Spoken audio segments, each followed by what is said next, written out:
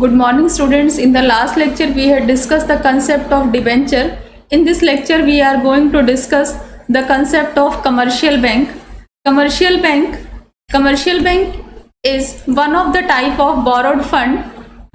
Commercial bank occupies a very important position as they provide fund for different purposes and different period. That means firms of all size can approach this fund from commercial bank. Mostly commercial bank provide loan for short and medium term, but now they start provide the long term loan. Is it clear?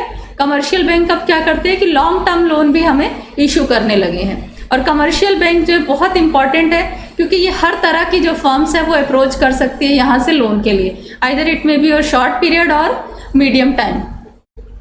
Now merits of commercial bank. Commercial bank की merits क्या है कि bank provide fund to firm as and when required. जब भी ज़रूरत है commercial bank हम लोगों को फंड प्रोवाइड करते हैं. जब बैंक हमें लोन इशू करता है तो बैंक हमारी बहुत सारी इंफॉर्मेशन को की डिमांड करता है, बहुत सारी डॉक्यूमेंटेशन की डिमांड करता है, लेकिन बैंक हमारी जितनी भी इंफॉर्मेशन है बोरोर की उसको एज अ कॉन्फिडेंशियल रखता है ताकि बिजनेस में हमारी सीक्रेसी बनी रहे. और जैसे हमें अगर डिबेंचर से प्रेफरेंस या इक्विटी से लोन लेना है तो नंबर ऑफ फॉर्मेलिटीज़ होती हैं, प्रॉस्पेक्टस इशू करना, memorandum of association banana. But commercial bank में जो टर्म्स एंड कंडीशंस है बहुत इजी है, किसी भी तरह की कोई फॉर्मेलिटीज़ नहीं है कि हमें प्रॉस्पेक्टस को इशू करना है. ठीक है, सबसे इजी और इकोनॉमिकल सोर्स है. यहाँ पे हमें बहुत ज़्यादा एक्सपेंस करने की ज़रूरत नहीं है कि कमर्शियल बैंक से हमें पैसा लेना है तो बहुत ज़्यादा एक्सपेंस करना पड़ेगा, नहीं. तो बहुत ही ईजी और इकोनॉमिकल सोर्स ऑफ फंड है कमर्शियल बैंक. उसके बाद फोर्थ है it is very flexible source of loan. Flexible क्या है कि जब भी हमारे पास सफिशिएंट अमाउंट हो जाता है तो हम इनका जो अमाउंट है उसको रिटर्न कर देते हैं. ठीक है, इससे क्या होता है कि लोन के अमाउंट को हम इंक्रीज डिक्रीज कर सकते हैं. सपोज हमने कमर्शियल बैंक से 10 लाख का लोन लिया, अब उस 10 लाख के लोन पे हमें 10% का इंटरेस्ट पड़ रहा है, तो अब हमें 10 लाख के लोन पे 10% इंटरेस्ट पे करना पड़ रहा है. दैट मीन्स अगर कंपनी के पास फॉर एग्जांपल 2 लाख अरेंज हो गए, अब कंपनी ने क्या किया या जो भी पर्सन है उसने 2 लाख रिटर्न कर दिए, अब कितना हो गया 8 लाख. दैट मीन्स कि अब उस पे 8 लाख पे हमें 10% देना पड़ेगा. फिर जैसे जैसे कंपनी पर्टिकुलर पर्सन जिसने कमर्शियल बैंक से लोन लिया है जैसे जैसे अमाउंट उनके पास होता जाएगा वो उस अमाउंट को उनके पे रिटर्न कर देंगे और उनका जो रेट ऑफ इंटरेस्ट है वो डिक्रीज हो जाएगा. दैट मीन्स कि कमर्शियल बैंक जो है it is very flexible source of loan. Amount can be increase as well as, और अगर हमने ज़्यादा ज़रूरत है तो हम उस अमाउंट को इंक्रीज भी कर सकते हैं. फॉर एग्जाम्पल हमने 10 लाख का लोन लिया है, उसको हमें इंक्रीज करना है तो हम उसको एक्सटेंड भी करा सकते हैं. दैट मीन्स कि commercial bank is the cheapest and flexible source of finance. Next है limitations of commercial bank. Commercial bank की कुछ लिमिटेशंस है. मोस्टली जो कमर्शियल बैंक्स हैं बेटा ये हमें शॉर्ट पीरियड के लिए लोन प्रोवाइड करते हैं मोस्टली, बट इन्होंने स्टार्ट कर दिया है लॉन्ग टर्म, बट जो बेसिकली जो प्रोवाइड करते हैं शॉर्ट टाइम पीरियड के लिए ही प्रोवाइड करते हैं. और दूसरी चीज़ कमर्शियल बैंक से अगर हमें लोन लेना है तो बहुत ज़्यादा डिटेल्ड इन्वेस्टिगेशन होती है, कंपनी के अफेयर, फाइनेंशियल स्ट्रक्चर, बहुत ज़्यादा डिटेल्ड इन्वेस्टिगेशंस होती है, नंबर ऑफ फॉर्मेलिटीज़ को फुलफिल करना पड़ता है. इन सम केसेस बैंक में put restrictions and difficult terms and condition. और कभी कभी क्या होता है कि बैंक इतनी ज़्यादा रिस्ट्रिक्शंस और इतनी ज़्यादा टर्म्स एंड कंडीशंस लगा देते हैं कि उसको फुलफिल करना बड़ा मुश्किल हो जाता है. तो इसलिए कमर्शियल बैंक से लोग अमाउंट लेने में थोड़ा सा हेजिटेट करते हैं क्योंकि नंबर ऑफ फॉर्मेलिटीज़ हैं, नंबर ऑफ कंडीशंस है, वो सारी कंडीशंस रख दी जाती हैं. तो this is the concept of commercial bank. हमारा कमर्शियल बैंक जो है वो शॉर्ट टर्म और मीडियम टर्म के लिए ही सूटेबल है बेटा. रीज़न ये है क्योंकि इनका जो इंटरेस्ट रेट है वो बहुत ज़्यादा होता है, इसलिए हर कोई अफोर्ड भी नहीं कर सकता, और बहुत सारी इन्वेस्टिगेशन और डॉक्यूमेंटेशन होती है और उसको फुलफिल करना भी काफ़ी डिफ़िकल्ट है. तो ये हमारा शॉर्ट टर्म मीडियम टर्म के लिए ही सूटेबल है. और नेक्स्ट टॉपिक हमारा है ट्रेड क्रेडिट. ट्रेड, अब आपको ट्रेड का मीनिंग तो बिल्कुल सिंपली पता है कि ट्रेड जब हम बिजनेस की बात करते हैं जहाँ पे हमारी बाइंग एंड सेलिंग होती है, फर्स्ट चैप्टर में ही पढ़ा था.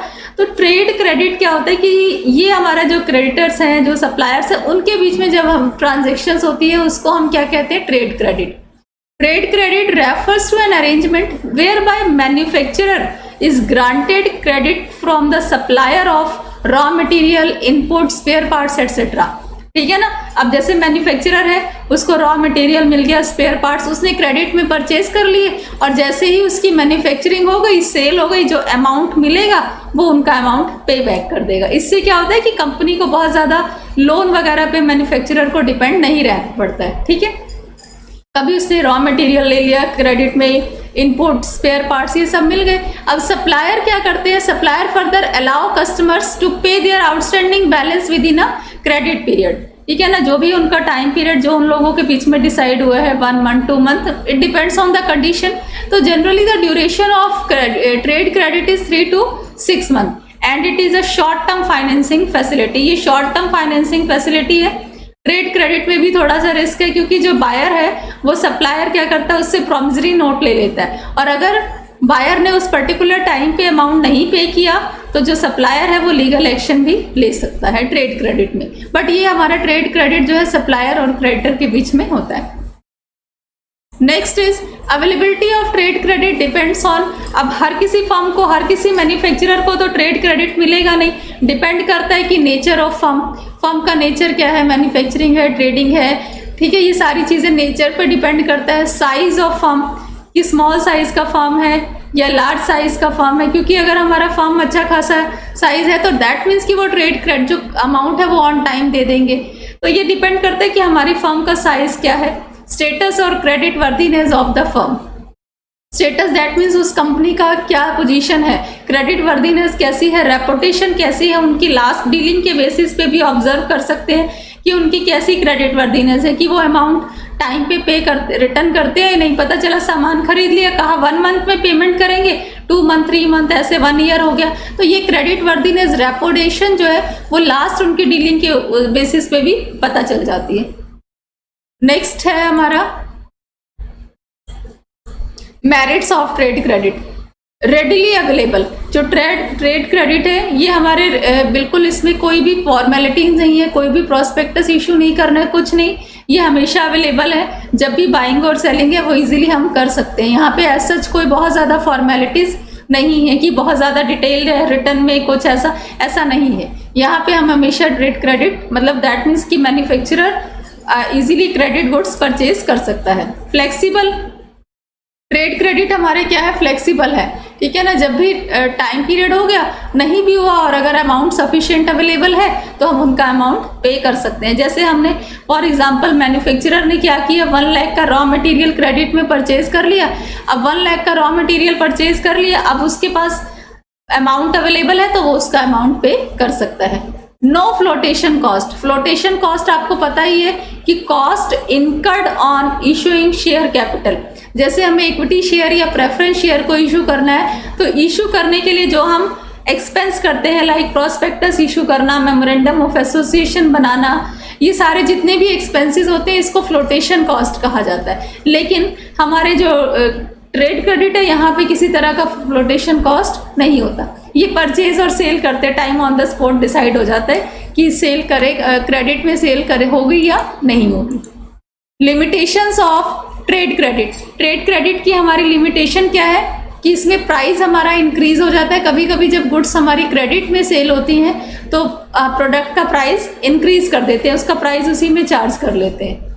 उसके बाद लीगल एक्शन क्या होता है कि जब क्रेडिटर बायर को गुड्स क्रेडिट में सेल करता है तो वो एक प्रॉमिसरी नोट इशू कर देता है। उस प्रॉमिसरी नोट पे टाइम पीरियड मेंशन होता है कि 1 month 2 month कितने टाइम पीरियड के लिए इशू कर रहा है, और अगर वो उस पर्टिकुलर टाइम पीरियड में अमाउंट रिटर्न नहीं करता है तो पर्टिकुलर फर्म क्या कर सकती है, लीगल एक्शन ले सकती है। This is the demerits of trade credit. Hope so this lecture is clear to everyone.